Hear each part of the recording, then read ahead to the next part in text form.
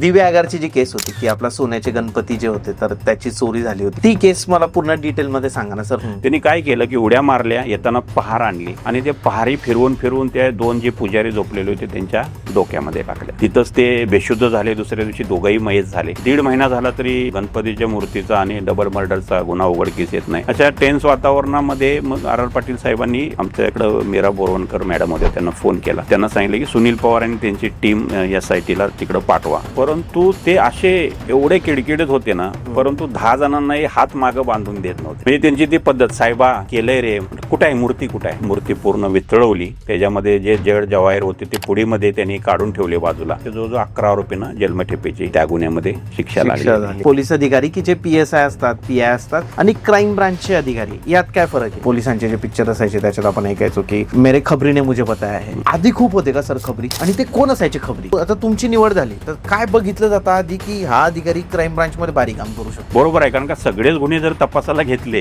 तर जे serious crime होत आहेत त्याचं डिटेक्शनला वेळ लागणार नाही. बरोबर आहे. आणि काही सिरियस गुन्हे सुद्धा वरिष्ठ देतात जे सेन्सिटिव्ह असतात. त्याचं कारण काय होतं त्या गुन्ह्याचं? गुन्हा का झाला होता? ज्या वेळेला आरोपीला अटक केल्यानंतर आरोपीने सांगितलं की माझ्या बायकोचे आणि ह्या जो वर्कर होता त्याचे संबंध होते, त्याचा राग मनात धरून मी त्याला मर्डर केला. बँकेकडून बोलतोय असं ते मुलं सांगतात.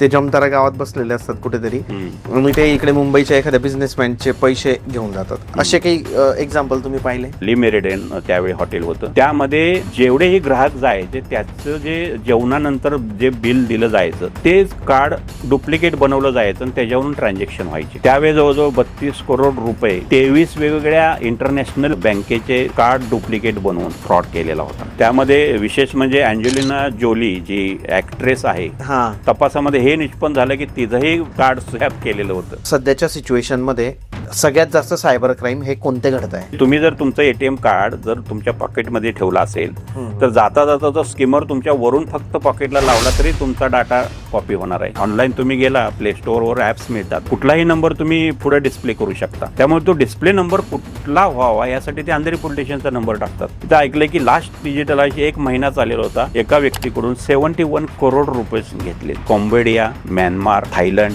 तिथून विमानतळाच्या बाहेर पडल्या ह्यांचे पासपोर्ट काढून घेतले जातात. इंडियाच्या यांना फसवण्यासाठी इंडियाची मुलं घेऊन गेलेले आहेत. पण आता फ्रॉड होऊन गेलेला आहे, तर अशा वेळेस तुम्ही काय सांगाल की ते पैसे परत आणण्यासाठी किंवा ते पैसे माझे पटकन माझ्या अकाउंटला येण्यासाठी काय केलं पाहिजे? त्यामध्ये प्रथमतः पोलिसांच्याकडे जायची वेळ घालवायचीच नाहीये.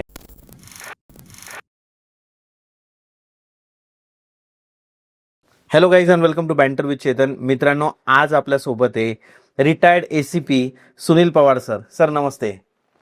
नमस्ते, धन्यवाद. तुमचं स्वागत आहे सर आपल्या चॅनलवर. खूप खूप आभारी आहे, आपण मला चॅनल मध्ये आपल्या व्यक्त होण्यासाठी संधी दिली. येस मित्रांनो, आपण आजपर्यंत मल्टिपल टॉपिकवर पॉडकास्ट केले, ज्यामध्ये आपण जायभाई सरांसोबत नक्षलवादाचा पॉडकास्ट केला, ॲस्ट्रॉलॉजीचे आपण काही पॉडकास्ट केले, मॅनिफेस्टेशनचे केले, रिअल इस्टेटवर केले, आपण वकिलांसोबत केले. जायभाई सरांसोबतचा जो आपला पॉडकास्ट होता तो पोलीस अधिकाऱ्यांसोबतचा पहिला आपला पॉडकास्ट होता. आजचा जो दुसरा आपला पोलीस अधिकाऱ्यांसोबतचा पॉडकास्ट आहे हा अजून जास्त इंटरेस्टिंग आहे. याचं कारण म्हणजे जे तपास पोलीस अधिकारी करतात तो किती त्यांना फिरावं लागतं, आणि त्याच्यामध्ये फक्त की एक पारंपरिक पद्धतीने केलेला तपास नसतो, तर सायबर क्राईम हा सगळ्यात मोठा एक विषय आहे की ज्याच्याकडे आजकाल महाराष्ट्राचंच काय तर पूर्ण भारताचं दुर्लक्ष होतंय, त्याला तितकं गांभीर्याने घेतलं जात नाहीये. पण सरांनी त्या एका विषयामध्ये सायबर क्राईममध्ये पारंपरिक तपास त्यासोबत सायबर क्राईम जे होत आहेत त्यांचा तपास मिळून इतके सारे गुन्हे हे सॉल्व्ह केलेले आणि भरपूर अशा आरोपींना जी शिक्षा होते तिथपर्यंत पोहोचवलंय.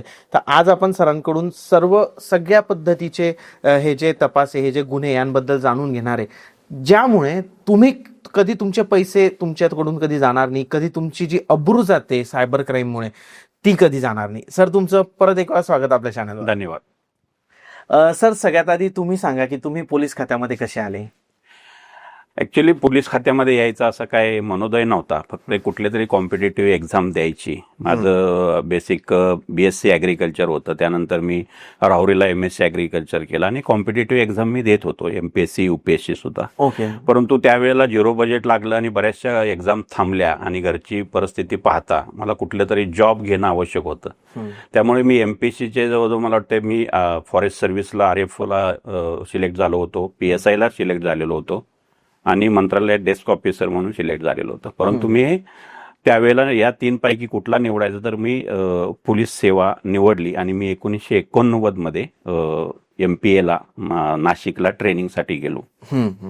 ओके. आणि मग त्याच्यानंतर सर कशा कशा पोस्ट मिळत गेल्या तुम्हाला? त्यानंतर सुरुवातीला तर PSI 90 साली पुणे ग्रामीणला काम केलं. त्यानंतर कोल्हापूर, सोलापूर, सांगली यामध्ये जवळजवळ मी 2006 7 पर्यंत मी तिथं PSI API होतो.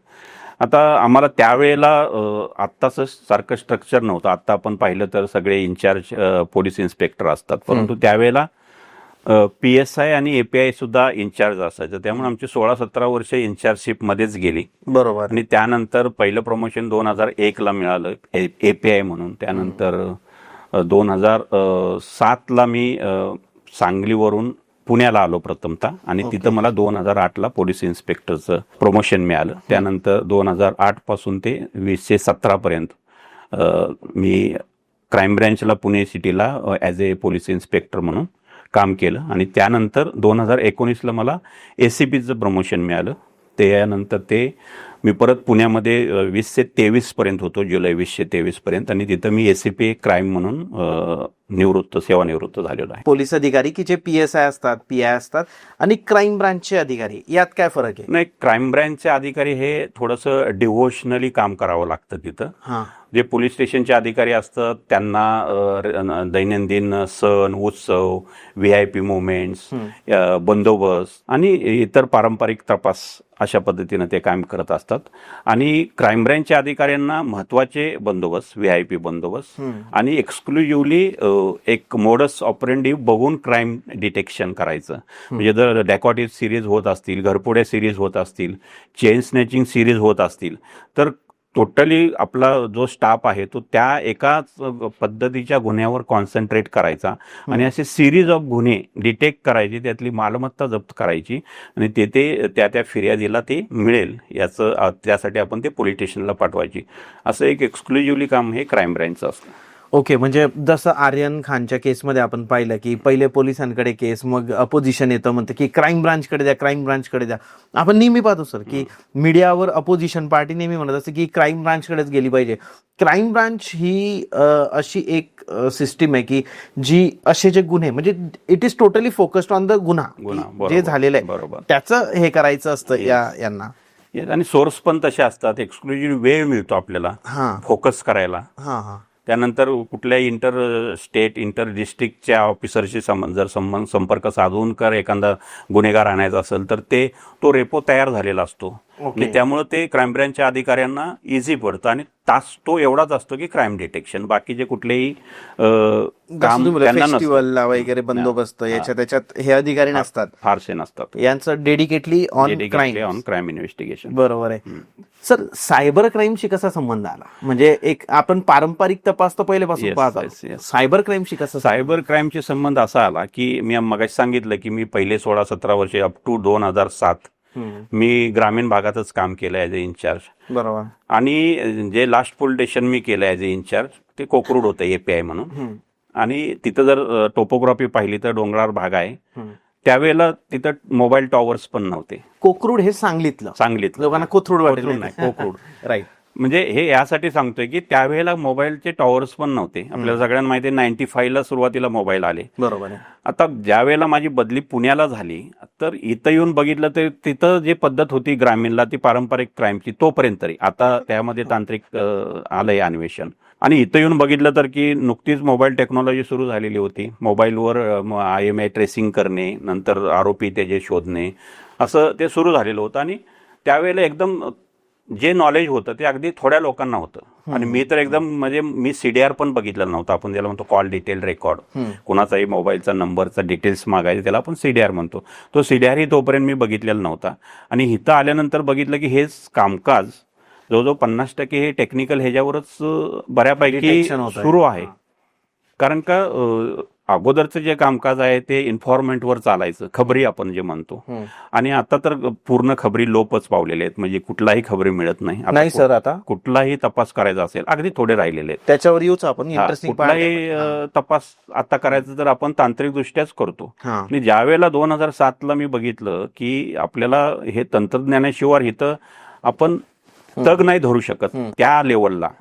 आणि मग त्यावेळेला मी ठरवलं, जरी बॅकग्राऊंड माझं टेक्निकली नसलं, मी MSc ॲग्रिकल्चर असलं तरी त्यावेळी ठरवलं की हे आपण शिकल्याशिवाय आपल्याला पर्याय नाहीये. जर आपण चांगलं काम करायचं असेल पोलिसांना आणि समाजाला न्याय मिळवून द्यायचा असेल, म्हणजे गुन्हे डिटेक्ट करायचे असतील, त्या आरोपींना त्यांना शिक्षा लागवा इथपर्यंत जर न्यायचं असेल तर आपल्याला टेक्निकल कामकाज आलंच पाहिजे. आणि मग त्यावेळेला मी नोडल ऑफिसर जे मोबाईल कंपनीचे त्यांच्याकडून हे तंत्रज्ञान शिकलो मी. ओके. आणि ॲक्च्युली ज्या लोकांना त्यावेळेला माहीत होतं त्यांच्याकडून फारसा फेवर मिळाला नाही आहे, म्हणजे शिकवण्याच्या ह्याच्यात ते मूडमध्ये नव्हतं असं मला वाटलं.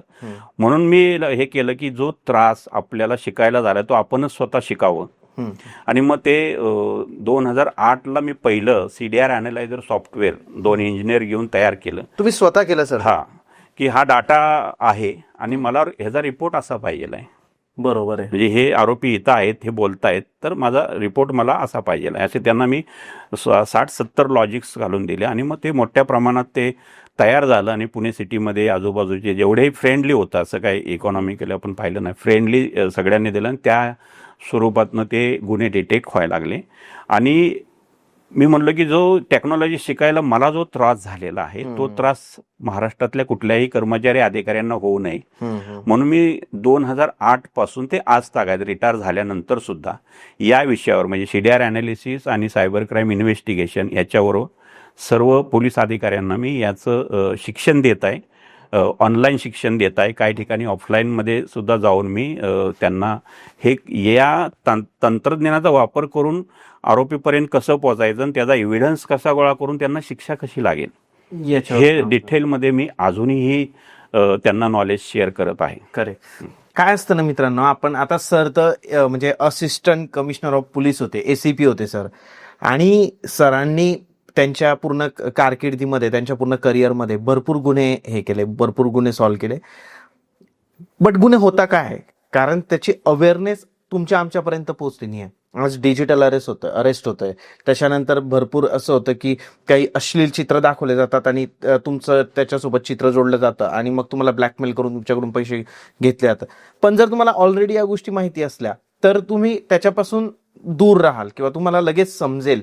त्यामुळे हे अशा गोष्टी ज्या आहेत त्या शिकायची गरज ही फक्त पोलीस अधिकाऱ्यांनाच नाही आहे, ही गरज ही तुम्हाला आम्हाला पण आहे. त्यामुळे सर हे प्रशिक्षण पण देतात या गोष्टींचं. सर परत जर थोडंसं परत आपण आपल्या गोष्टीकडे आलो तर इन्फॉर्मंट तुम्ही बोलले, म्हणजे हे सायबर क्राईमच्या थोडं वेगळं जातोय मी, बट खूप ऐकण्यात येतं की पूर्वीच्या याच्यामध्ये पूर्वीच्या पोलिसांचे जे पिक्चर असायचे त्याच्यात आपण ऐकायचो की मेरे खबरी ने मुझे पता है. तर आधी खूप होते का सर खबरी, आणि ते कोण असायचे खबरी?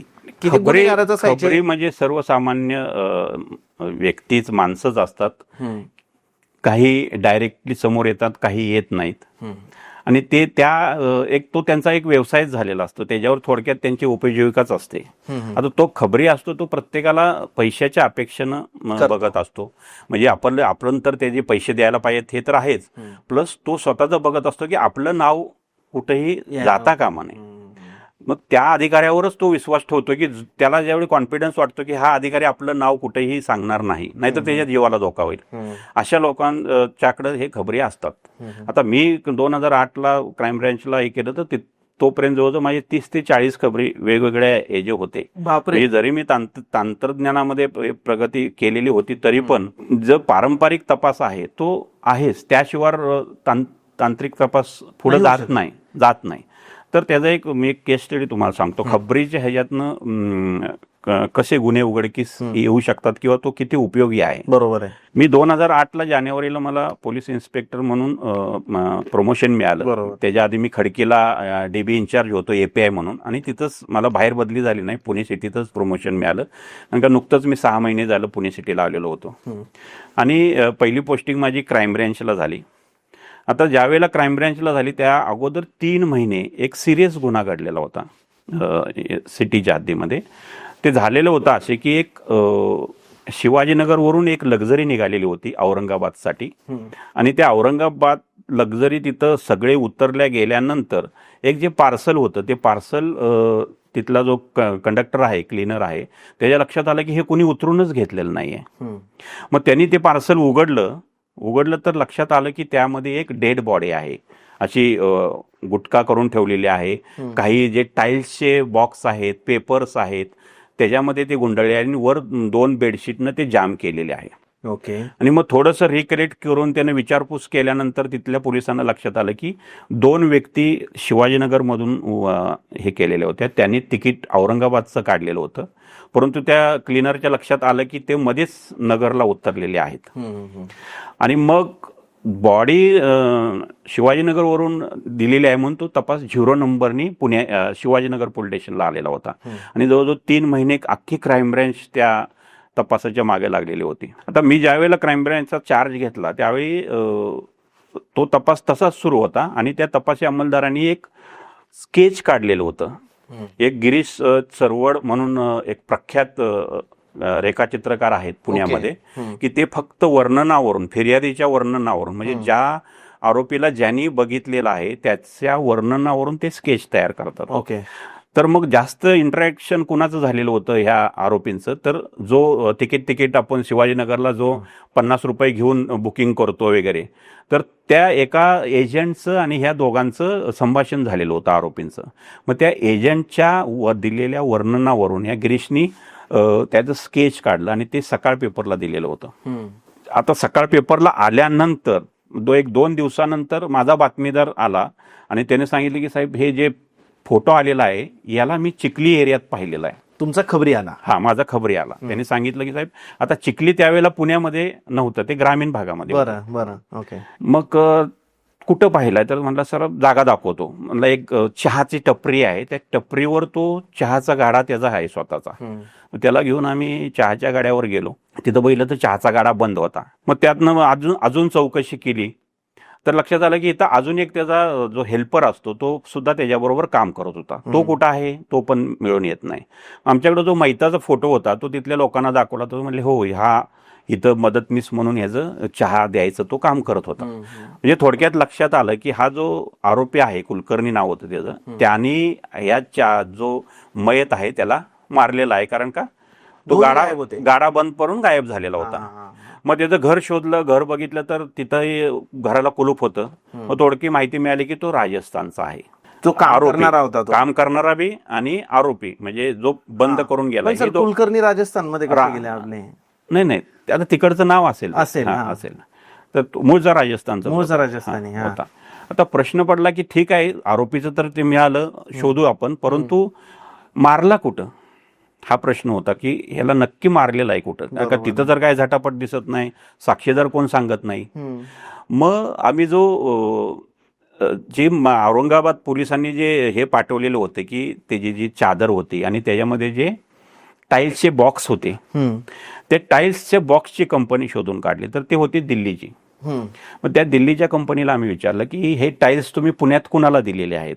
ओके. तर ते म्हणलं की आता रिसेंटली तर 3 जणांना दिलेले आहेत.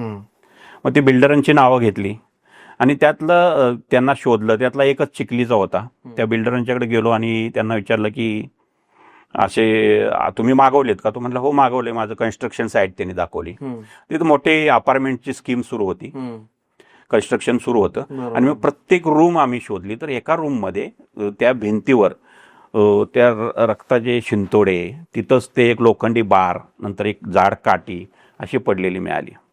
तर हे सगळं मिळालं म्हणजे आपल्याला घटनास्थळ मिळालं. आता इथपर्यंत झाला हा पारंपरिक तपास रेग्युलरली. म्हणजे आपल्या खबरीनं माहिती दिली, स्पॉट शोधला आपण, त्यातले सगळं एव्हिडन्स गोळा केला. आता राहिला प्रश्न की आरोपीला शोधायचा. तर यामध्ये मात्र आम्ही मग तांत्रिक तपासाकडे वळालो. यामध्ये त्याचा नंबर शोधून काढले, नंबरवरून त्याचं लोकेशन घेणे आणि लोकेशनवरून मग टीम राजस्थानला पाठवली आणि त्याला मग तो आणि त्याचा जो जोडीदार होता ज्यांनी दोघांनी मर्डर केलेला होता त्याला आणून आम्ही अटक केली आणि मग अशा पद्धतीने त्यांना परत शिक्षाही लागलेली आहे. तर सांगायचं तात्पर्य आहे की आपल्याला पारंपरिक तपास अजूनही, आता पारंपरिक तपासमध्ये गुन्ह्याच्या ठिकाणी भेट देणे, साक्षीदारांचे पडताळणी करणे, त्यानंतर तिथलं जे एव्हिडन्स आहे तो गोळा करणे, फिंगरप्रिंट एक्सपर्ट मागवणे, डॉग स्क्वॉड मागवणे, किंवा ज्या मोडसचा गुन्हा झालेला आहे त्या मोडस ऑपरेंडिव्हचे अजून कुठले गुन्हेगार आहेत की जे यापूर्वी त्या मोडसनं गुन्हा केलेला आहे त्यांची लिस्ट काढणे, त्यांना व्हेरीफाय करणे आणि इन्फॉर्मंट हा झाला पारंपरिक तपास. आता आरोपी ज्यावेळी आपण पकडतो त्यावेळेला त्यांनी गुन्ह्याच्या वेळेला मोबाईल वापरलेला आहे का, औरंगाबादपर्यंत कुठला मोबाईल घेऊन गेला, हा, मग तुम्ही तो कसा केला सर सायबरचा? हा, तर त्याच्या घरामध्ये आपल्याला त्याचा नंबर मिळालेला, एक पत्ता पण मिळाला, एक पोस्ट होतं, त्या पोस्टात तिथे पत्ता पण मिळाला. आणि त्यानंतर पत्त्यावर गेलो, त्यानंतर रिसेंट तो पहिला नंबर तर बंद केलेला होता, नंतर ट्रेसिंग करून दुसरा नंबर शोधून काढला. तो ज्या गावात लपून बसलेला होता तिथे टीम गेली आणि तिथून पहिला त्याला ताब्यात घेतला, नंतर त्याचा साथीदार ताब्यात घेतला आणि अशा पद्धतीनं तो टेक्निकली प्रूव्ह केला. आणि ह्याच्यामध्ये पारंपरिक गुन्हा सुद्धा त्यामध्ये. मोबाईल फोन खूप इम्पॉर्टंट असतो जेव्हा ट्रेसिंगचा पार्ट येतो आणि सायबर क्राईमचा पार्ट येतो. सर, आता सायबर क्राईम मध्ये किंवा क्राईम ब्रांच मध्ये कोणते अधिकारी जातात? कारण आता एक आपलं पोलीस डिपार्टमेंट असतं, तुम्ही बोलले की फेस्टिवल्स असतात, तिकडे एक डिपार्टमेंट असतं. क्राईम ब्रांच मध्ये आता तुमची निवड झाली तर काय बघितलं जातं आधी की हा अधिकारी क्राईम ब्रांच मध्ये भारी काम करू शकतो? निवड झाली अशी नाहीये, परंतु माझी जर स्पेसिफिक म्हणाल तर मी खडकीला जे डिटेक्शन ऑफिसर म्हणून काम होतं आणि त्यावेळी भरपूर गुन्हे उघडकीस आणले. थोडकं मला हे तांत्रिक ज्ञानही झालं. आम्ही राजस्थानमध्ये एका खडकीच्या व्यापाराचे त्यावेळेचे 5 किलोचे सोनं घेऊन एक त्याचा काम करणारा, दुकानातच काम करणारा तो घेऊन गेलेला होता, ती रिकव्हरी झालेली होती. असे 2 प्रकार इन्सिडेंट झाले. जवळजवळ 14 किलो सोन्याची रिकव्हरी त्यावेळी केली होती. त्यानंतर मोबाईल शॉपी बऱ्याच फुटायच्या. मग या ट्रेसिंगमधून ते मोबाईल शॉपी सगळे मोबाईल्स रिकव्हर केले होते. या 5-6 महिन्यात नाही म्हणलं तरी काम पेपरच्या माध्यमातून किंवा वरिष्ठांच्या माध्यमातून ते जातं आणि त्यामुळं हे झालं, क्राईम ब्रँचना पोस्टिंग झाली. परंतु जनरली जो अधिकारी आपलं जास्त वेळ कामासाठी देतोय ते निवड अशी नाही, ते त्यामध्ये इंटरेस्ट दाखवतात क्राईम ब्रांचला जाण्यामध्ये किंवा काम करण्यामध्ये. मग सर, त्या आधीच्या केसचे जे आरोपी होते त्यांना मग क्राईम ब्रांच पकडते का त्यांना? हा, क्राईम ब्रांचने पकडल्यानंतर जर तपास क्राईम ब्रांचकडे असेल पुढं अप टू चार्जशीट तर ते आरोपी ठेवतात. नाही तर ज्या गुन्ह्याकडं तो रजिस्टर झालेला होता, हा शिवाजीनगर पोलीस स्टेशनला रजिस्टर झालेला होता गुन्हा, त्यामुळे आम्ही ते शिवाजीनगर पोलीस स्टेशनला पंचनामा, अटक पंचनामा करून ते हँडओव्हर केले आणि त्यानंतर पुढचा तपास ते पोलीस स्टेशन करत असतात. पोलीस स्टेशन करतं. मग क्राईम ब्रांचचं काम एवढंच आहे, गुन्हा सॉल्व्ह करून देणे, सगळं एक तो रिपोर्ट बनवत असाल तुम्ही, असं असं झालेलं आहे, तो रिपोर्ट द्यायला. बरोबर आहे, कारण का सगळेच गुन्हे जर तपासाला घेतले तर जे सिरियस क्राईम होत आहेत त्याचा डिटेक्शनला वेळ लागणार नाही. बरोबर आहे. आणि काही सिरियस गुन्हे सुद्धा वरिष्ठ देतात जे सेन्सिटिव्ह असतात, ते गुन्हे सुद्धा तपासाला ते क्राईम ब्रांचकडेच राहतात. मग सर, तुम्हाला त्याचं कारण काय होतं त्या गुन्ह्याचं? तो गुन्हा का झाला होता, त्याचं कारण काय होतं आणि ते तुम्ही कसं फाईंड केलं की हे कारणामुळे? ज्या वेळेला आरोपीला अटक केल्यानंतर आरोपीने सांगितलं की माझ्या बायकोचे आणि ह्या जो वर्कर होता त्याचे संबंध होते आणि ते मला बऱ्याच जणांनी सांगितलं होतं आणि त्याचा राग मनात धरून मी त्याला मर्डर केला. ओके, मग त्यांना मग अटक झाली? हो, त्यांना अटक झाली. Okay, right. सर, सगळ्यात इम्पॉर्टंट गोष्ट येते म्हणजे असे भरपूर केस तुम्ही केले आजपर्यंत, 3000 केसेस सायबर क्राईमच्या तुम्ही केलेल्या आहेत. बट मला ज्या गोष्टीमध्ये जास्त इंटरेस्ट आहे, कारण इंटरेस्ट म्हणणं चुकीचं इथं, बट मला जाणून घ्यायचंय, दिव्या आगारची जी केस होती की आपला सोन्याचे गणपती जे होते तर त्याची चोरी झाली होती, आणि ती केस मला पूर्ण डिटेलमध्ये सांगा ना सर, की तुम्ही त्याच्यामध्ये इन्चार्ज होते. तेव्हाचे गृहमंत्री RR पाटील साहेब, तर RR आबा आपण त्यांना म्हणतो, तर त्यांच्यासोबत तुम्ही तेव्हा काम केलेलं आहे, तर ती पूर्ण स्टोरी सांगा. इन्चार्ज असं नाही, पण एक SIT special investigation team form केली गेलेली होती.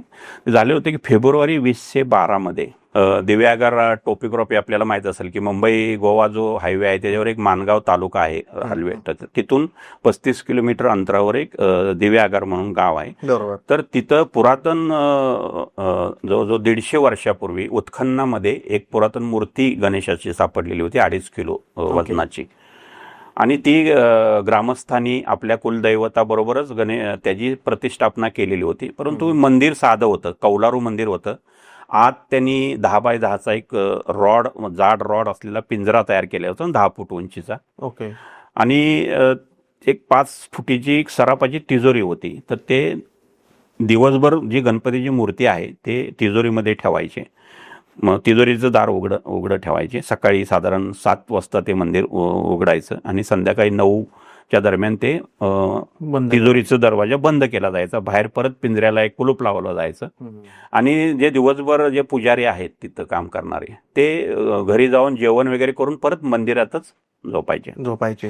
आता त्या कौलारू मंदिर होतं म्हणजे सर, हा, त्याला एक ग्रामीण पिंजरा होता भागात. हा. आतमध्ये आणि त्याच्यामध्ये म्हणजे तिजोरी होती ती, हा, त्याच्यामध्ये पण परत त्याला सिक्युअर्ड असं होतं आणि त्याच्यात गणपती होता. गणपती होता. हा. आणि मग दिवसभर जाऊन संध्याकाळी तिथं यायचे. तर त्या दिवशी काय झालं की कौलं काढली आणि 5 जण आतमध्ये कौलातून उड्या मारला, कारण का तिथं सीसीटीव्ही होते. एक किती व्हॉइस वाजता झालं सर हे? हे साधारण 2:30 रात्री 2:30 वाजता. सीसीटीव्ही मध्ये ते दिसत होतं सगळं. एक व्हॉइस सीसीटीव्ही सुद्धा होता. त्यांनी काय केलं की उड्या मारल्या, येताना पहार आणली आणि ते पहारी फिरवून फिरवून त्या 2 जे पुजारी झोपलेले होते त्यांच्या डोक्यामध्ये टाकल्या. तिथंच ते बेशुद्ध झाले. दुसऱ्या दिवशी दोघंही मयत झाले.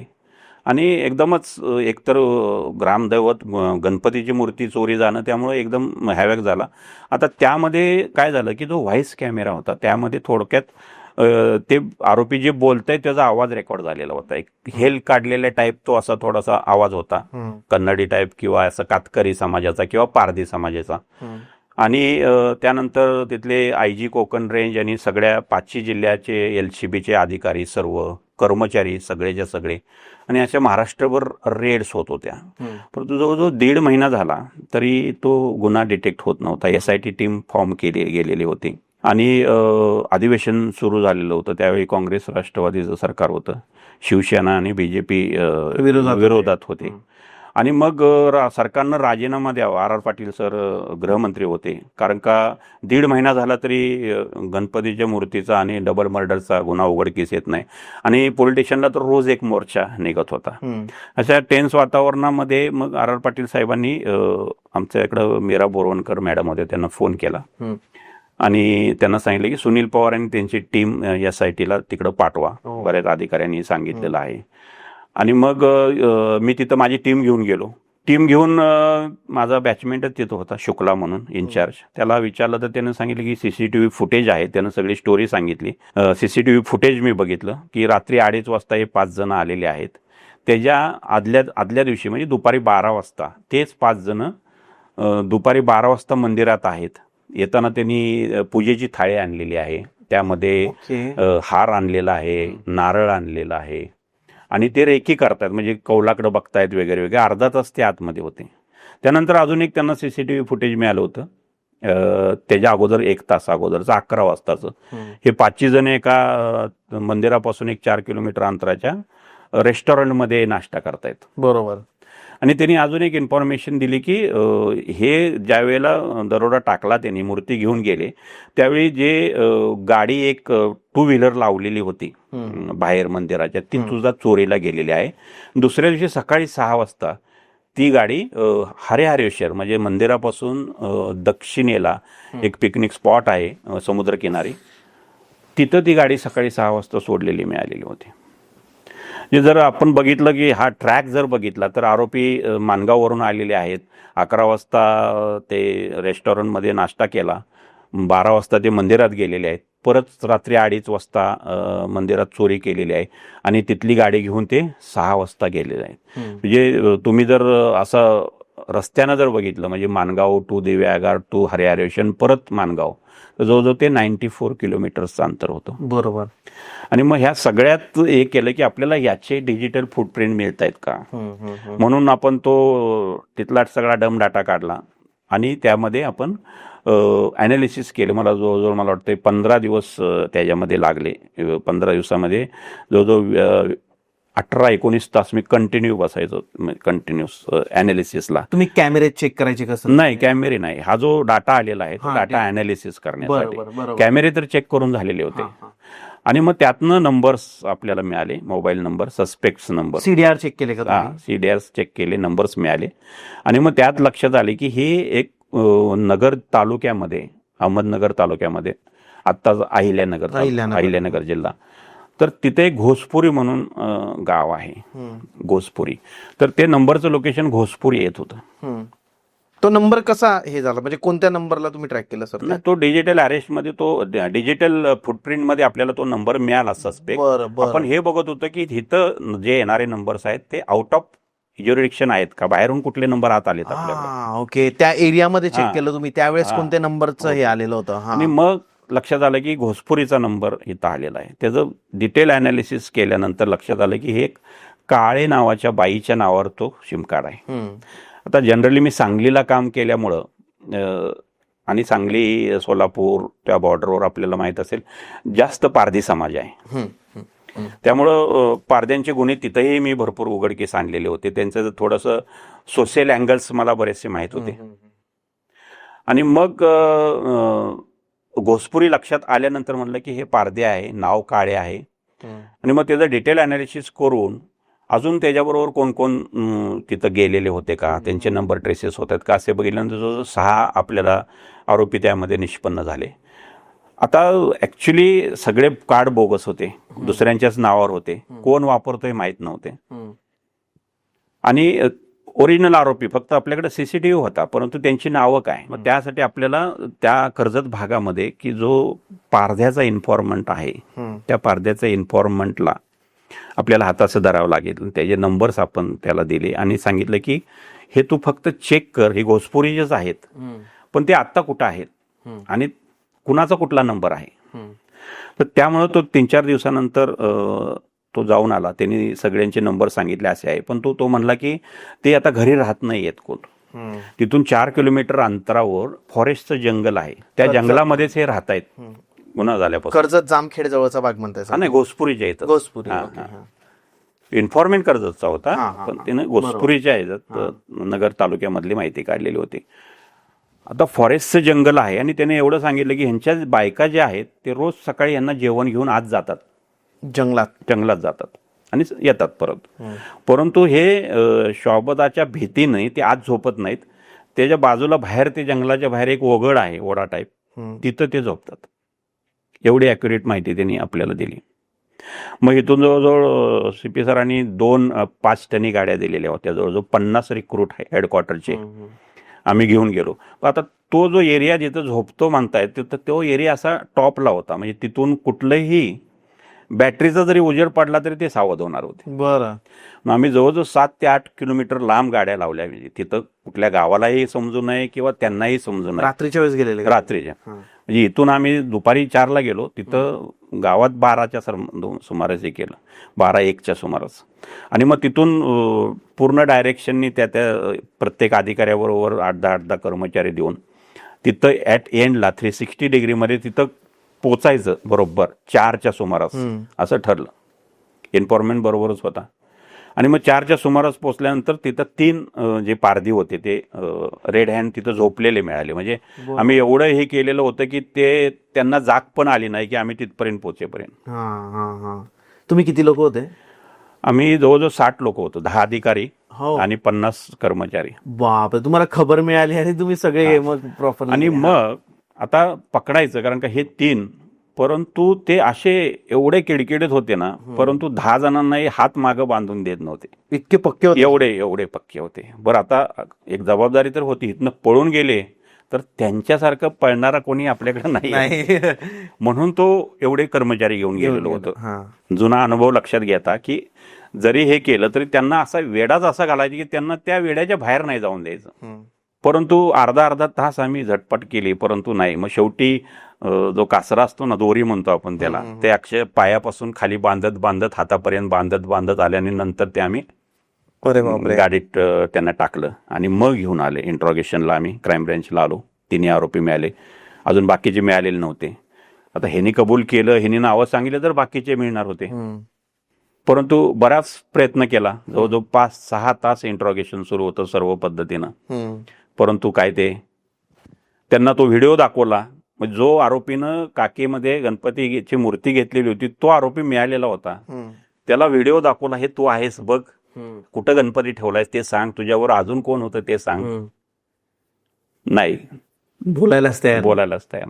इतके पक्के ना ते. मग एक सोशल अँगल मला माहित होता, मी काम सांगलीचं केल्यामुळं. आणि मग म्हणला साहेब केले आम्ही.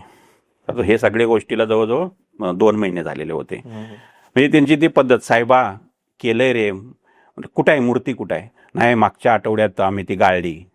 मग त्याने सांगितलं की 1 आठवड्यापूर्वीच एक सराफ त्यांनी नगरचा बोलवला, तिथं भट्टी लावली जंगलामध्येच आणि तो मूर्ती पूर्ण वितळवली. त्याच्यामध्ये जे जड जवाहीर होते ते पुडीमध्ये त्यांनी काढून ठेवले बाजूला.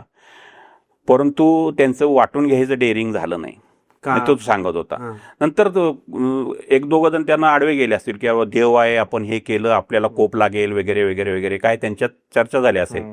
त्यामुळे ते गाळली, तरी पण ते त्यांनी वाटणी करून घेतली नाही. आणि मग त्यांनी एका झाडाच्या खाली ते खड्डा खाल्ला कोण आणि तिथं पुरून ठेवली. आणि ते झाड, बरेच झाडं होती, ओळखू यावं म्हणून त्यांनी एक फडकं बांधलेलं होतं झाडाला. मग हे कबूल झाल्यानंतर मग त्याला घेऊन गेलो आम्ही. त्यानं ते सगळं काढून दिलं गणपतीचे हे. मग ह्याच तांत्रिक ज्ञानाच्या आधारे बाकीचे त्याचे 3 साथीदार अटक केले गेले. हे सगळे आरोपी अटक करून तिथं आमचा बॅचमेंट होता संजय पाटील म्हणून LCBला तपासी अधिकारी होते. त्यानं अतिशय चांगला तपास केला.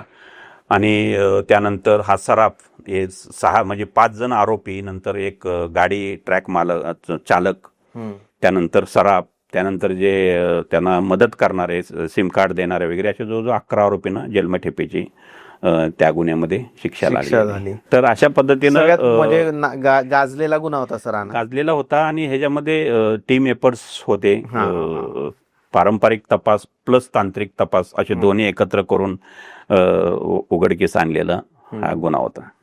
जबरदस्त. म्हणजे हे लोकांना काय होतं ना की अरे तपास लागत नाही, पण केवढे ऍस्पेक्ट असतात त्याच्यामध्ये. आणि ते नंतर त्यांना शिक्षा होते का सर? होते ना. म्हणजे शिक्षा होण्यासाठीच पोलीस प्रयत्न करत असतात. आणि ते त्यामध्ये कुठलाही दुवा पाठीमागे राहू नये याची काळजी नक्की घेतली जाते. बरोबर आहे. येस सर, आता आपण सायबर क्राईमचा विचार केला तर भरपूर वेगवेगळे गुन्हे आलेले. जसं आपण पाहतो की एक जमतारा नावाची सिरीज जर तुम्ही पाहिली असेल, बरोबर, ऐकलं तरी असेल त्या सिरीज बद्दल. त्या सिरीज मध्ये असं होतं, कॉल केला जातो आणि मग नंतर तुमचं बँकेकडून बोलतोय असं ते मुलं सांगतात. ते जमतारा गावात बसलेले असतात कुठेतरी, आणि ते इकडे मुंबईच्या एखाद्या बिझनेसमॅनचे पैसे घेऊन जातात. असे काही एक्झाम्पल तुम्ही पाहिलेत. जमतारावरून मी एक गँग पण आणलेली आहे. जमतारामधून तुम्ही स्वतः गँग आणली आहे? माझ्या टीम मधून एक गँग आणलेली आहे. पण हा कसं चेंज होत गेलेला आहे सायबर क्राईम, ते मी सांगतो. म्हणजे आपल्याला सगळ्यांना माहिती आहे की इन्फॉर्मेशन टेक्नॉलॉजी ऍक्ट हा 2000ला आला. त्यानंतर त्याची अमेंडमेंट झाली 2008 मध्ये. मोबाईल कंपनी आल्या 95 मध्ये. ATM कार्ड आलं सुरुवातीचं 87 मध्ये. आणि सगळ्या बँकेनी ते अडॉप्ट केलं 2000ला. म्हणजे हे जे क्रेडिट कार्ड, डेबिट कार्ड, जे आपण जमतारा म्हणतोय की मी क्रेडिट कार्ड डिपार्टमेंट मधून बोलतोय, तुमचं कार्ड ब्लॉक होणार आहे कारण का त्याची मुदत 2 वर्षाची संपलेली आहे. तुम्हाला जर कंटिन्यू जे कार्ड वापरायचं असेल तर ते अपडेट करावं लागेल. तर अपडेटेशनसाठी काय की तुमचा 16 डिजिट नंबर सांगा. 16 digit number credit card, debit कार्डचा सांगितल्यानंतर त्याच्या खाली असलेली एक्सपायरी डेट सांगा. आणि मग पाठीमाग असलेला 3 अंकी CVV नंबर सांगा. आता हे तिन्ही आहेत क्रेडिट कार्ड क्रेडेन्शियल्स. ज्यावेळेला तिन्ही एखाद्या आरोपीच्या ताब्यात जातात तर त्यावेळेला ज्यावेळेला तो इंटरनेटवर हे तिन्ही क्रेडेन्शियल टाकतो त्यावेळेला एक OTP जनरेट होतो. तो OTP जातो कोणाकडं, ज्याचं कार्ड असेल त्याला. मग ते बोलता बोलताच फोन न ठेवता म्हणतो की मी ठीक आहे, मी आता अपडेशन तुमचं केलेलं आहे, एक SMS येईल तेवढा मला पाठवा किंवा मला सांगा, त्यात नंबर असतील. आणि मग तो OTP त्याला देतो. आणि OTP जसा दिला की मग ते पैसे त्याचे त्या कार्डवरनं जेवढे अमाऊंट असेल, 20,000 लिमिट जसे असेल त्याप्रमाणे ते जातात. आता हा एकदम सुरुवातीचा म्हणजे सायबर सुरू झालं त्यावेळी हे क्रेडिट कार्डचे गुन्हे होत होते. जवळजवळ असे वेगवेगळे 10 प्रकारचे क्रेडिट कार्डचे, डेबिट कार्डचे गुन्हे आहेत.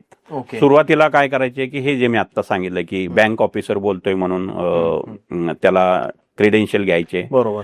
त्यानंतर फ्रॉडस्टर्सने काय सुरू केलं की ATM मध्ये स्कॅमर बसवायला चालू केले की जिथं आपण कार्ड स्लॉट टाकतो तिथं डुप्लिकेट कार्ड स्लॉट टाकायचं आणि इन्सर्ट केला की आतली सगळी माहिती मिळणार.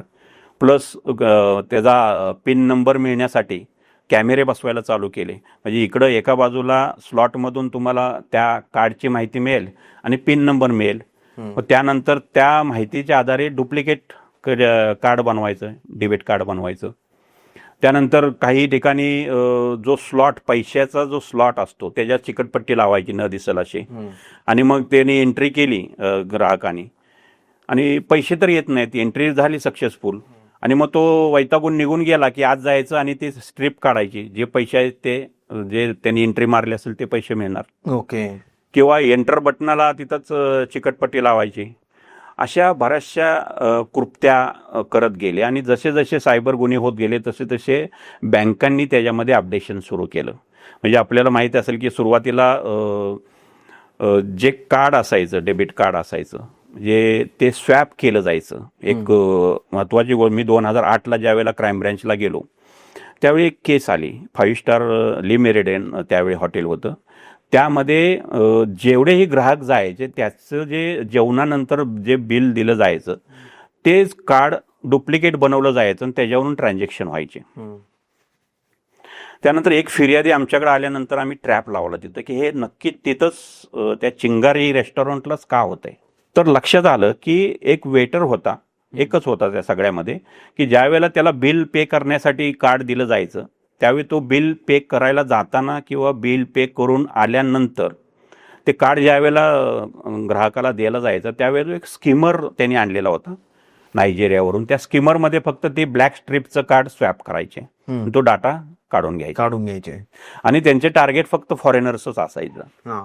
कारण का फॉरेनर 8, 10, 15 दिवस येतील आणि ते निघून जातील आणि मग त्या 15 दिवसानंतर किंवा महिन्यानंतर त्याचं कार्ड डुप्लिकेट करायचं आणि त्याच्यावरून खरेदी करायची. सोनं खरेदी असेल, मोबाईल खरेदी असेल. तर मग त्याला पकडल्यानंतर लक्षात आलं की त्याचा जो एक बॉस आहे मुंबईचा, मिर्झा नावाचा, तो दर आठवड्याला त्याला एक स्कीमर आणून देतो आणि मग हा त्या आठवड्यामध्ये जेवढेही फॉरेनर्स असतील त्या सगळ्यांचा डाटा तो स्वॅप करतो आणि तो स्कीमर भरलेला आहे तो त्या ह्याला देतो, घेऊन येतो आणि रिप्लेस मोकळा स्कीमर देतो. बरोबर.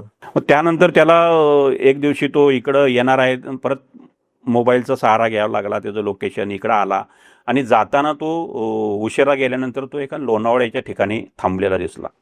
मग त्याच्यावरनं ते लोकेशन ट्रॅक करून तो ज्या हॉटेलमध्ये झोपलेला होता त्याला तिथून उचलला. तिथून जाऊन त्याची घराची झडती घेतली आम्ही, त्याला पूर्ण इंट्रॉगेशन केलं. तर त्याने स्टोरी सांगितलं की हे स्कीमर त्यांनी फॉरेनवरून मागितलेलं होतं.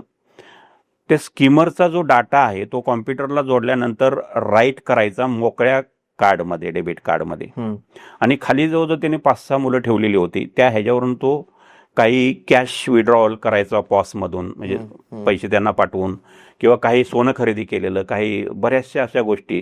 त्यावेळी जवळजवळ 32 करोड रुपये 23 वेगवेगळ्या इंटरनॅशनल बँकेचे कार्ड डुप्लिकेट बनवून त्यांनी त्यावेळेला फ्रॉड केलेला होता. आता हा 2008चा गुन्हा एवढा क्रेडिट कार्डचा.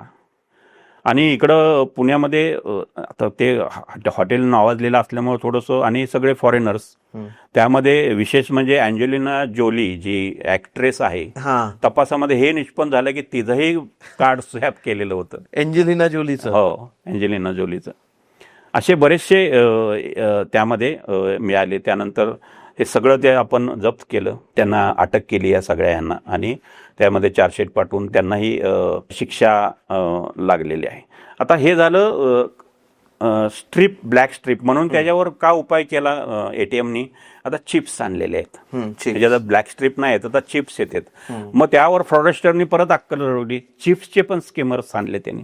म्हणजे तुम्ही जर तुमचं एटीएम कार्ड जर तुमच्या पॉकेटमध्ये ठेवला असेल तर जाता जाता तो स्कीमर तुमच्या वरून फक्त पॉकेटला लावला तरी तुमचा डाटा कॉपी होणार आहे त्याच्यामध्ये, आणि त्याच्यावरून परत डुप्लिकेट कार्ड बनवलं जाणार आहे. म्हणजे ज्या ज्या वेळेला नवीन काही अपडेशन करायचं झालं त्यावेळेला त्याचं उत्तर ह्या फ्रॉडस्टर्सकडं ऑलरेडी आहे. मग त्यावेळेला नुसतंच फक्त रेस्टॉरंट नाही, तुम्ही मॉलमध्ये गेला तिथं स्कीमर्स होते, तुम्ही पेट्रोल पंपावरून गेला तिथं स्कीमर्स होते. असे आम्ही गुन्हे त्यावेळेला ओपन केलेले आहेत, या ब्लॅक स्ट्रीपच्या स्कीमर्सचे गुन्हे.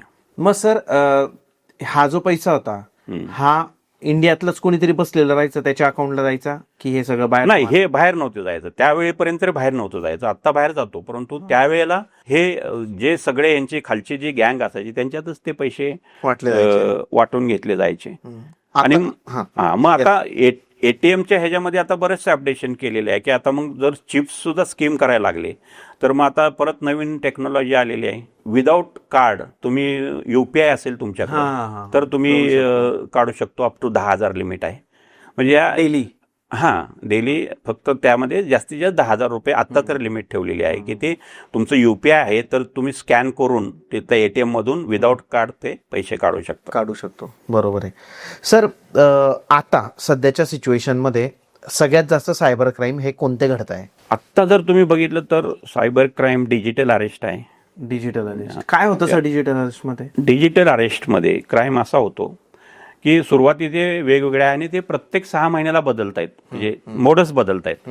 सुरुवातीला काय करायचे ते की ज्या ग्राहकांनी फॉरेनला त्यांचा मुलगा असेल, मुलगी असेल, सून असेल राहतायत जात आहेत, तर इथून काही ना काहीतरी खाऊ किंवा वस्तू ते पाठवले जातात कुरिअरनी. वेगवेगळे कुरिअर्स आहे, DT आहे, परत फेडेक्स आहे. तर पार्सल पाठवणाऱ्यानंतर त्यांना एक कॉल येतो की मी पार्सल या फेडेक्स किंवा आणि कुठल्याही कंपनीच्या नावाने ते करतात की या कुरिअरमधून बोलतोय आणि तुमचं कुरिअर तुम्ही दिलेलं आहे, समजा UK साठी दिलेलं आहे आणि ते फोडलेलं आहे. आता मी पोलीस स्टेशनला आलेलो आहे आणि त्या कुरिअरमध्ये तुमचं पार्सल तर आहे, त्याच्यावर तुमचं पॅन कार्ड, आधार कार्डची झेरॉक्स आहे, कारण का ते घेतातच. प्लस त्यामध्ये ड्रग्स आहेत, मोठ्या प्रमाणात ड्रग्स सापडलेले आहेत आणि हा क्रिमिनल ऑफेन्स आहे. त्यामुळं तुम्हाला बोला तुम्ही साहेबांशी, इकडं तुम्हाला यावं लागेल.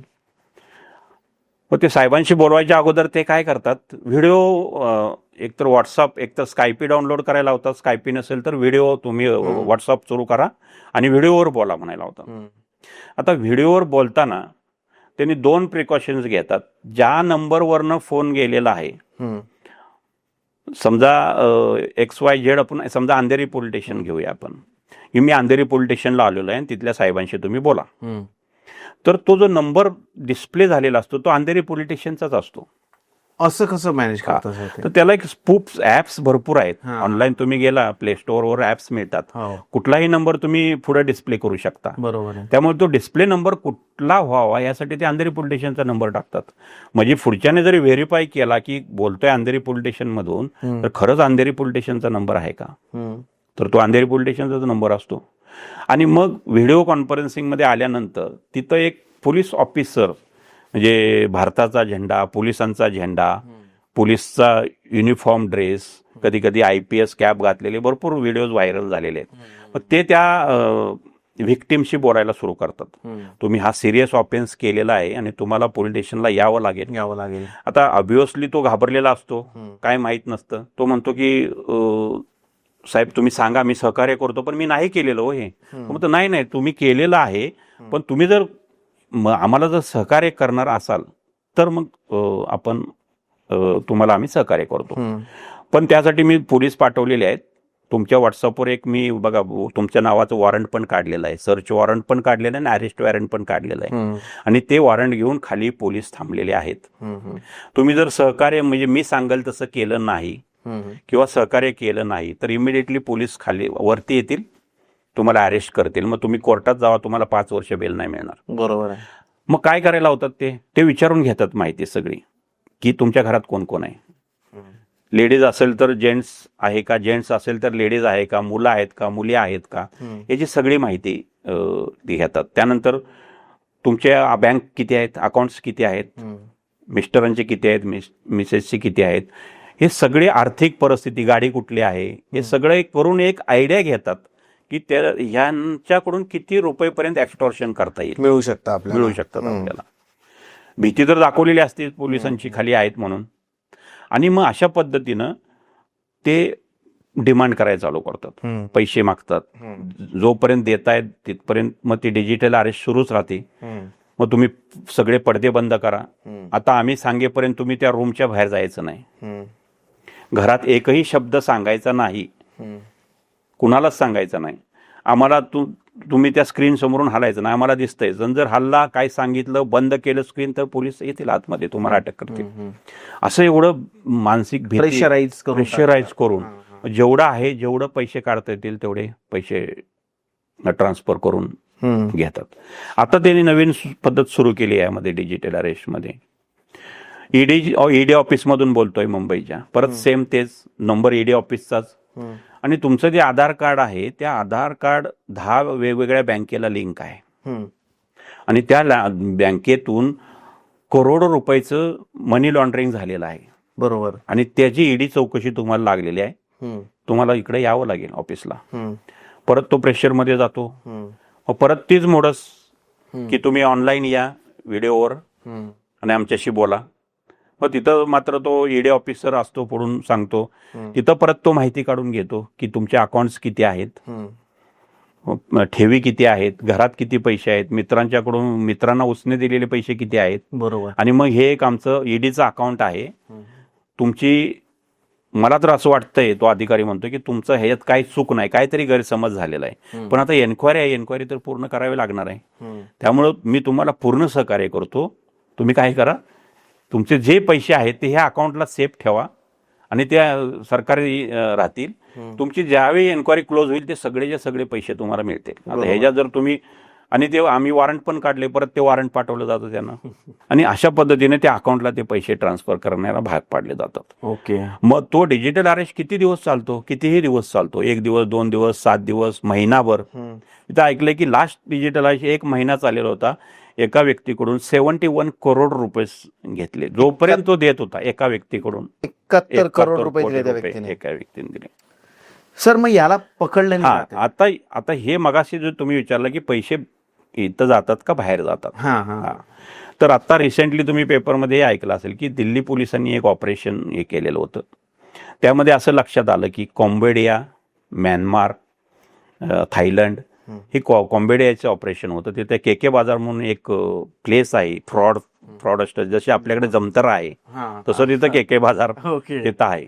तर हे काय करतात की जे आपल्याकडे नवीन युथ आहेत त्या युथना चांगली नोकरी देतो म्हणून फसवलं जातं. आपल्या पोरांना पासपोर्टही त्यांना दिला जातो. वर 10,000 रुपये खर्चासाठी तुम्हाला ऍडव्हान्स पोटी दिला जातो आणि चांगलं पॅकेजचं आमिष दाखवलं जातं.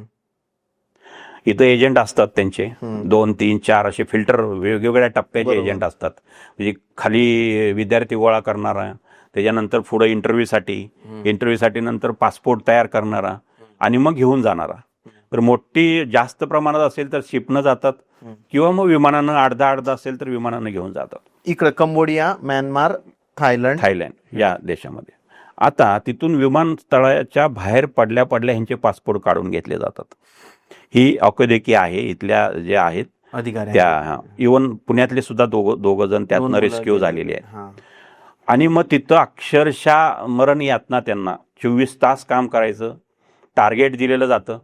म्हणजे पहिलं तर प्रशिक्षण दिलं जातं की हे वेगवेगळ्या प्रकारचे फ्रॉड्स, म्हणजे शेअर मार्केट फ्रॉड्स असेल, डिजिटल अरेस्ट फ्रॉड असेल, टास्क फ्रॉड असेल, ह्या सगळ्या यांना कसं फसवायचं विक्टिम्सना याचं प्रशिक्षण दिलं जातं. आणि त्यांना टार्गेट दिलं जातं की तुम्ही 10 विक्टिम तर रोज पॉझिटिव्हली फुलफिल करायचे आणि तिथून बाहेर जायचं नाही. तिथंच जेवण, तिथंच राहणं, तिथंच सगळं, गार्ड पूर्ण 24 तास त्यांच्या पाऱ्याला. बाकी वर 1 रुपया द्यायचा नाही, फक्त काम करून घ्यायचं आणि त्याच्या बदल्यात जेवण द्यायचं.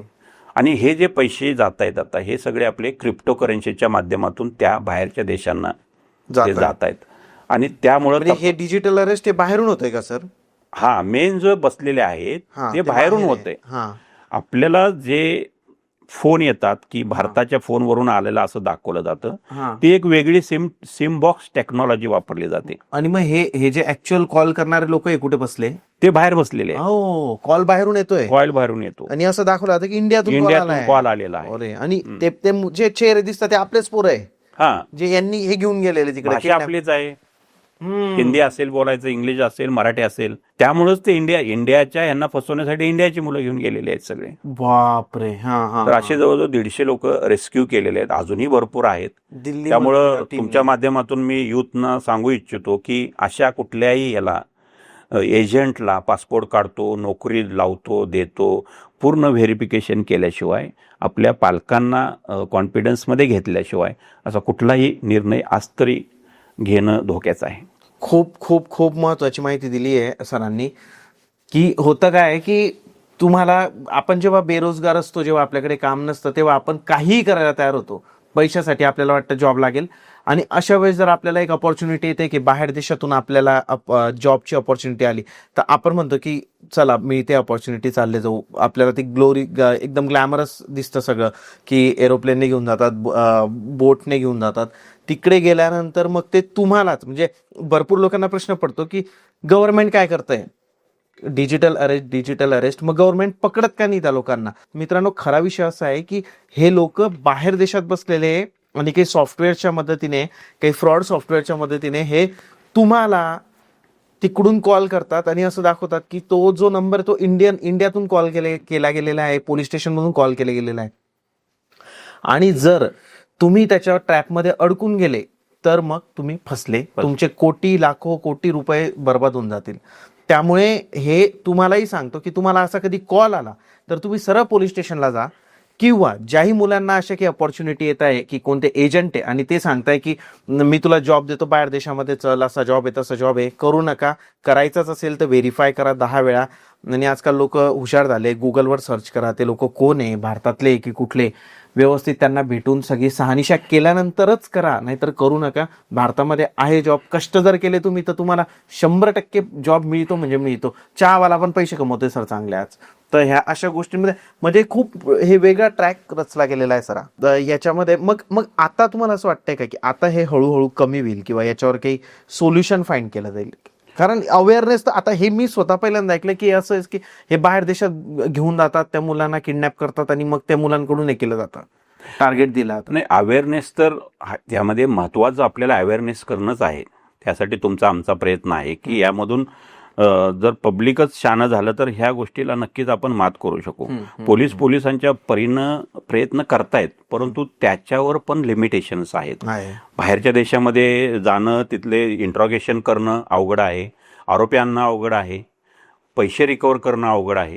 ह्या सगळ्याच गोष्टी अवघड असल्यामुळं आपल्या हातात जे इझिली आहे ते आहे अवेअरनेस करणे आणि सेन्सिटाईज करणे जनतेला, आणि त्यातून त्यांच्याकडून असे गुन्ह्याला बळी पडू नये यासाठी परावृत्त करणे. हा एकमेव उपाय ज्यादा असं मला वाटतं. पैसे रिकवर होत आहे का सर की नाही होते पैसे रिकवर? पैसे ज्या वेळेला जातात अकाउंटला त्यावेळी तुम्ही त्याला म्हणतात गोल्डन आवर्स. तुम्ही त्यावेळेत जर तुम्ही ते अकाउंट ब्लॉक केलं तरच ते पैसे रिकवर होतात, अन्यथा नंतर पैसे रिकवर नाही होत. आरोपी मिळतील, आरोपी मिळाल्यानंतर त्यांच्या जर अकाउंट अजून इतर कुठं असतील तर त्यातून ते रिकवर होऊ शकतात, परंतु त्याला मेन आरोपी मिळणं महत्वाचं आहे.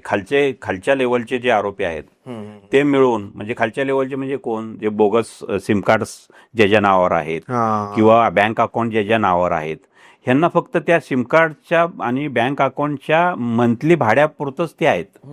जे काय 5-10 हजार रुपये महिन्याला मिळतील तेवढेच आहेत, पण त्यांना बाकी ह्या वरच्या चेनचं काहीच माहिती नसतं. आणि मेन जो पैशाचा स्रोत असतो, जरी ते इथल्या बँकेमध्ये जात असतील तर ते बँक अकाउंट बाहेरून ऑपरेट केलेलं असतं, त्यामुळे ते पैसे विड्रॉल बाहेरून होतात. तुम्ही जो क्रिप्टोचं की कळत नाही ना, क्रिप्टोतून कसा पैसा हे होतो. जास्त फ्रॉड हे क्रिप्टो थ्रूच होतात सर ना. आता पैसे ट्रान्झॅक्शन म्हणजे फ्रॉड क्रिप्टो थ्रू होत नाहीत, पैसे बाहेर जायचं जे प्रमाण आहे ते क्रिप्टो थ्रू पैसे जातात. सर आता आपण याच्यावर तर बोललो की कसे पैसे हे लोक चोरतात, पण आता फ्रॉड होऊन गेलेला आहे, तर अशा वेळेस तुम्ही काय सांगाल की ते पैसे परत आणण्यासाठी किंवा ते पैसे पटकन माझ्या अकाउंटला येण्यासाठी काय केलं पाहिजे? यामध्ये आपले पैसे जर गेले तर आपण एकदम घाबरून जातो आता, आणि काय करावं सुचत नाही, आणि मग पोलिसांच्याकडे जाण्यामध्ये वेळ घालवतो. यामध्ये प्रथमतः पोलिसांच्याकडे जायची वेळ घालवायचीच नाहीये. पहिलं तर काय करायचं, तुमचं कार्ड असेल ते ब्लॉक करायचे, पहिली स्टेप. आणि दुसरी इमिडिएट स्टेप जी आहे ते 1930 ही जी 1930 सेवा दिलेली आहे, हे प्रत्येक राज्यासाठी केंद्र शासनानं सेवा दिलेली आहे. त्यामध्ये काय होतं की हे जे 1930ला तुम्ही फोन डायल करू शकता डायरेक्ट, आणि तिथं जे पोलीस बसलेले आहेत त्यांना तुम्ही माहिती द्यायची आहे. काय माहिती द्यायची आहे? तुमचा जो बँक अकाउंट नंबर असेल किंवा कार्ड नंबर असेल ज्यातून पैसे तुमचे गेलेले आहेत, 16 डिजिट नंबर द्यायचा. त्यानंतर पैसे गेल्यानंतर तुम्हाला एक मेल येईल किंवा SMS येतो, त्या SMS लिहिलेलं असतं 16 डिजिट नंबर किंवा bank account number, transaction date किती तारखेला गेले, ट्रान्झॅक्शन अमाऊंट किती रुपये गेले, ट्रान्झॅक्शन ID ज्या आयडीनं पैसे गेलेले आहेत दुसरीकडं, तो चौथा. आणि पाचवा जो आहे की पैसे कुठे गेले, म्हणजे कुठल्या वॅलेटला गेले किंवा कुठल्या मर्चंटला गेले, त्याने एखादी काही खरेदी केलेली आहे आरोपीनं. तर ह्या 5 गोष्टी आपण 1930ला रजिस्टर करायच्या द्यायच्या आहेत. ओके. आता ते काय करतात, इमिडिएटली जेवढेही बेनिफिशियरी आहेत, म्हणजे या तुमच्या बेनिफिशियरीला तर देतातच जिथं पैसे गेलेले आहेत, प्लस ते जसे जसे पैसे ट्रॅव्हल होतील, म्हणजे समजा 1,00,000 रुपये माझ्या अकाउंटमधून गेले. फ्रॉडस्टर काय करतो, तो लगेच 4 अकाउंटला पुढे पाठवतो. म्हणजे पहिल्या अकाउंटला एकदा घेईल, त्यातून 4 अकाउंटला जातो, त्या 4 अकाउंटवरून पुढे 10 अकाउंटला जातो. म्हणजे असे 5 अप टू 5 लेयर्स पर्यंत ते पैसे ब्लॉक केले जातात एका मेलवर 1930च्या मेलच्या. बरं. आणि मग ते पैसे तिथं फ्रीज होतात. आणि मग फ्रीज झाले पैसे की मग तुम्ही पोलीस स्टेशनला जाऊन रितसर तक्रार देऊन किंवा पोलिसांनाही समजतं, एकदा तुम्ही इथं 1930ला कंप्लेंट दिली की तिथं त्या ज्युरिडिक्शनच्या पोलिसांना समजतं की ते पैसे ट्रान्झॅक्शनचे फ्रीज झालेले आहेत का नाही झालेले असेल तर कुठल्या बँकेत झालेले आहेत. बरोबर आहे. आणि मग त्या ह्याला पुढं कोर्टाची ऑर्डर घेऊन ते पैसे परत आपण ते विक्टीम त्या ह्याला मिळवू शकतो. दुसरी मेथड अशी आहे, एक तर तुम्ही 1930ला फोन करा, समजा नाहीच लागला तर तुम्ही वेबसाईटवर जायचं www.cybercrime.gov.in. ओके. ही गुगलवर जाऊन या वेबसाईटवर जायचं. ही NCRBची वेबसाईट आहे, तिथं हीच माहिती भरायची.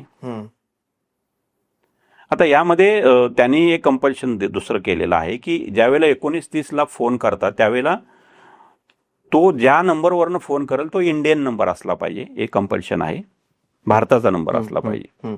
आणि मग त्याच नंबरला एक एक्नॉलेजमेंट नंबर येतो, म्हणजे तक्रारीचा दिली त्याबाबतचा एक नंबर येतो, एक्नॉलेजमेंट नंबर. तो एक्नॉलेजमेंट नंबर ह्या www.cybercrime.gov.in वर टाकायला लागतो. ओके. असे दुहेरी आपण पैसे थांबवण्यासाठी स्वतःहून करतो, पोलिसांच्याकडे जाऊन वेळ घालवण्या, कारण का हा वेळ फार महत्वाचा. टाइम गोल्डन आवर, मी तर म्हणेन 20 मिनिटं ते जास्तीत जास्त 1 तास. याच्या आत सुमोटो ह्या दोन्ही गोष्टी तुम्ही जर केल्या तर तुमचे 100% पैसे थांबलेले आहेत, असं माझा अनुभव आहे. पण यात आपण होतो काय, घाबरून जातो, काय करावं सुचत नाही, पहिल्या पोलीस स्टेशनला जातो. आता कुठल्याही सिटीमधून पोलीस स्टेशनला जायला तर पोलीस स्टेशनकडे काय आता सेन्सिटाईज झालेलं आहे की प्रत्येक पोलीस स्टेशनला सायबर सेल केलेला आहे, मिनी सायबर सेल. सिटीमध्ये तर असं आहे. मग त्या संबंधित अधिकारी किंवा कर्मचाऱ्याकडे जातात, तरीही नाही म्हणलं तर 1-2 तास सहज जातात. कंप्लेंट रजिस्टर करा, हे करा, ते करा. तिथंही कोण जर तो कन्सर्न नसेल सायबरचा अधिकारी तर म्हणतात नाही सायबर सेलकडे जावा. मग तो सायबर सेल अख्खा सायबर पोलीस स्टेशन एकच असतं अख्ख्या सिटीमध्ये, जसं आपल्याकडे पुण्यात शिवाजीनगरला आहे. तो त्याच्यात गेला म्हणजे तो सगळा वेळ जाणार. आणि at the end cyber police station किंवा पोलीस स्टेशन काय करणार आहे, हेच करणार आहे. 1930 आणि www.cybercrime.gov.in तिथे कंप्लेंट टाकेल, तेच करणार आहे. त्यांच्याकडे वेगळं काय असं हे नाही आहे. मग हे तुम्ही करू शकता ना, मग तुमचा वेळ वाचेल. आणि मग लास्ट तुम्ही जावा तिथं कंप्लेंट द्या रिसर, मग ते पैसे परत फ्रीज झाला असेल अकाउंट तर तुम्हाला 100% मिळेल. आणि असं ह्या पद्धतीनं पैसे थांबायचं प्रमाण भरपूर झालेलं आहे की भरपूर. पण त्यासाठी ज्याचे पैसे गेलेले आहेत त्याचा क्विक रिस्पॉन्स पाहिजे, इनिशिएटिव्ह त्यानं घेतलं पाहिजे.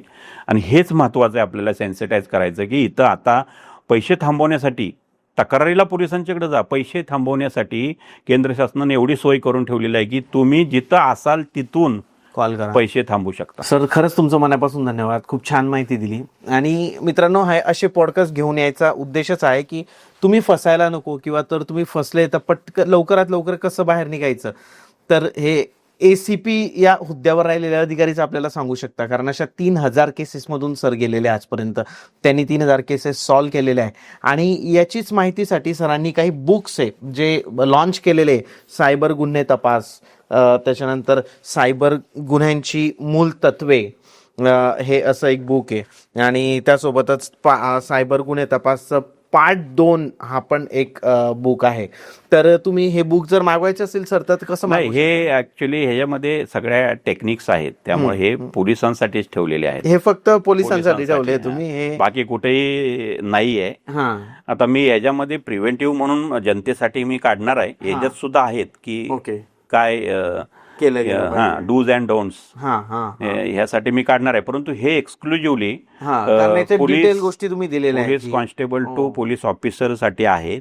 आणि ह्याच्यामध्ये जे टेक्निक्स वापरलेले आहेत आरोपीपर्यंत पोहोचण्याचं किंवा पोलीस काय करू शकतात, बरोबर आहे, हे टेक्निक्स बाहेर पडू नयेत कुणाला, म्हणजे आरोपी शाणे होऊ नयेत, यासाठी हे पुस्तक कुठेही बाहेर नाहीये. तुम्ही पब्लिश नाही करणार, पब्लिश पोलिसांना फक्त ओनली फॉर पोलीस केलेलं आहे. आणि भरपूर रिस्पॉन्स दिलेला आहे. जवळजवळ 1000 पुस्तकं अरे वा. पोलिसांनी घेतलेली आहेत. अरे वा, अरे वा. अजूनही चालूच आहे. कारण का यामध्ये म्हणजे ज्यालाही काहीही कॉम्प्युटरचं अबकडंही माहीत नाही, त्यापासून ते आरोपीला शिक्षा लागेपर्यंत म्हणजे पोलिसांना जे प्रॅक्टिकली लागतंय ते सर्व गोष्टी यामध्ये ऍड कव्हर केलेल्या आहेत. आणि महत्वाचं यामध्ये मराठीतून कंटेंट आहे, मराठीतून की आपल्या महाराष्ट्र पोलिसांच्या उपयोगासाठी आहे. की असा कंटेंट गुगलवर इंग्लिशमध्ये भरपूर मिळतो, परंतु हो. मराठीत आणि प्रॅक्टिकली म्हणजे आपल्याला फील्डमध्ये नक्की काय अडचणी येत आहेत, ह्या अडचणी, यामध्ये येणाऱ्या अडचणी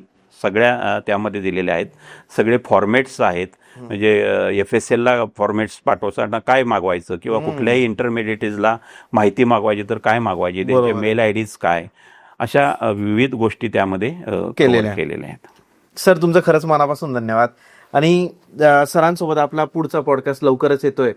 तुम्हाला काहीही प्रश्न असले, काही असलं, तुमच्यासोबत काही स्कॅम झाला असेल, काही गुन्हा झाला असेल, तर तुम्ही कमेंटमध्ये सांगा. तिसरा जो पॉडकास्ट येईल आपला, त्यामध्ये आपण सगळे प्रश्न सरांना विचारू. सर, तुमचं मनापासून थँक्यू, धन्यवाद.